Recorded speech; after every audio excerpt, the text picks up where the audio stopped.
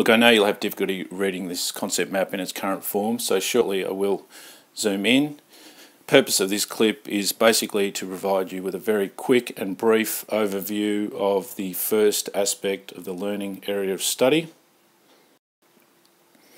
So, learning theories, this is where the guts of the marks are on this area of study. I will address this in a future clip. So this clip is just focusing on behaviour not dependent on learning and mechanisms involved in learning. And this represented 7 marks out of 90 on last year's exam. And if you actually check out the assessor's report, the 2011 Unit 4 assessor's report, the stats reflect that this was a poorly understood aspect of the course, particularly in terms of mainly this part of the course right here. So let's get to it. So from my perspective, there's 2 ways you could use this clip. Firstly, you could actually view it prior to actually moving through this part of the course, so that you've got a basic grounding on what you're going to cover and an understanding of how these concepts interrelate. Or secondly, use it as a checklist. So prior to your test sack on this or the exam in November, you could actually view this just to make sure that you understand all aspects of these 2 dot points on the study design, and if not, go back to your notes and revisit them, or check out some of my clips when I've made them on these aspects of the course. So again, I'm not going into a lot of detail here. I will in subsequent clips. So the first dot point in Unit 4 is on behaviour not dependent on learning. And it's critical in your mind that you develop a good understanding of what we mean by learning, a relatively permanent change in behaviour as a result of experience. Experience is a key word here because fixed action patterns, reflexes and maturation do not require experience. So therefore they are types of behaviour that are not dependent on learning. An FAP is an inborn predisposition to behave in a certain way that is characteristic of a species. A reflex is a simple inborn automatic response, and maturation is sequential changes in the body that occur at predictable times. So I've organised these structures in this order so you can use the acronym CHAT, CHAT, to memorise the brain areas involved in learning. The cerebellum is involved in triggering motor responses to a scary or conditioned stimulus, such as when you blink in response to a loud bang, let's say.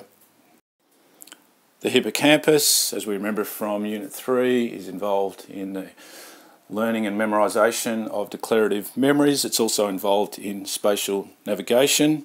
The amygdala, again, we remember from Unit 3, mediates the emotional aspects of particularly an episodic memory. It's also involved in fear conditioning, i.e. the acquisition of phobias, which is particularly relevant to area study number 2 in mental health. And the thalamus is responsible for initiating and processing fear responses, which again is part of classical conditioning, which will come up in area study number 2.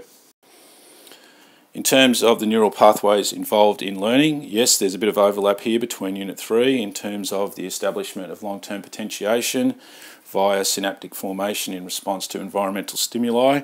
In Unit 3, we only needed to know about the function of neurotransmitters. In Unit 4, we take it a bit further. You need to know different types of neurotransmitters, and that will be highly relevant to area study number 2. You also need to be able to distinguish between an inhibitory and an excitatory neurotransmitter, but that's more relevant to area study number 2. In terms of what we need to know in relation to neurotransmitters for area study number 1, learning, you do need to know that glutamate is the chief neurotransmitter that is involved in the learning or the formation of declarative memories, and we have these NDMA receptors which are on the dendrites of the postsynaptic neuron, which are specialised receptors that receive glutamate. Plasticity refers to the brain's ability to change throughout the lifespan as a result of experience, and we have 2 types, adaptive and developmental. Synaptogenesis, or proliferation, refers to an explosion of synaptic formation that occurs in response to environmental input during the early stages of life. Myelination, the establishment of the myelin sheath, which enables more efficient neurotransmission. We get migration of neurons during the very early stages of development as the brain rapidly develops. And we get synaptic pruning, which is a neurological regulatory process in which the overall number of synaptic connections are reduced to enable more efficient neurotransmission, hence learning. Adaptive plasticity occurs throughout the lifespan, and importantly, it compensates for lost functionality as a result of brain damage, where we can have dendritic sprouting, where dendrites will literally sprout in order to establish new neural circuits, and we can get rerouting due to the lost synaptic formations with other neurons that have literally been terminated, so the neurons will reroute to establish new connections with other neurons to enable, again, us to compensate for lost functionality. Sensitive periods refer to specific periods in which the brain is more responsive or primed to be exposed to environmental input to enable learning to occur. For example, the visual cortex expects to be exposed to visual information in order for it to develop. A critical period, on the other hand, is a finite period in which the brain must be exposed to environmental input in order for the learning to occur. The brain expects to be exposed to language, so therefore the development of a first language is an example of experience-expectant learning, whereas experience-dependent learning is unique. It depends on environmental circumstances, so the learning of a second language is an example of experience-dependent learning. And finally, even though I can't spell brainiac here, you will be learning about, say, the use of an MRI, which can be used to indicate localized changes in brains in response to specific learning situations. And the classic one of these is the comparison of the hippocampi areas of London cab drivers who have to be very sound in terms of their spatial navigation skills, as opposed to a London bus driver which drives the same route every day.